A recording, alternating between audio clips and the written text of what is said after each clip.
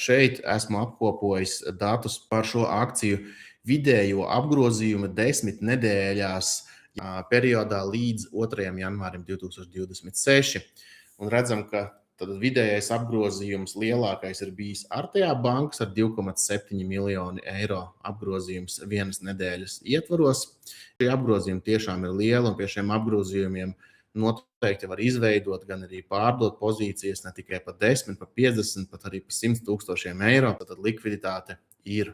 Pēc tam redzam arī vairākas akcijas ar apgrozījumu vairāk nekā 200 tūkstoši eiro nedēļas ietvaros, un tas ir vidēji. Tā nav tikai viena atsevišķa nedēļa, kur bija kaut kas vairāk vai mazāk. Nē, šis ir vidējais 10 nedēļu periodā, cik tad apgrozījums ir bijis eiro valūtā vienas nedēļas ietvaros. Ir 3 akcijas ar plus 200 līdz 300 tūkstoši eiro apgrozījumu. Un tad, protams, seko arī daudzas akcijas, kurām šis apgrozījums ir krietni mazāk. Redzam, ir arī vairākas tādas akcijas, kurām vidējais apgrozījums vien ir daži tūkstoši eiro nedēļā, pat 1000 eiro nedēļā. Ja, no šīm ir jābūt ļoti, ļoti uzmanīgiem, ja mēs tur kādus darījumus vēlamies ar tādām veikt.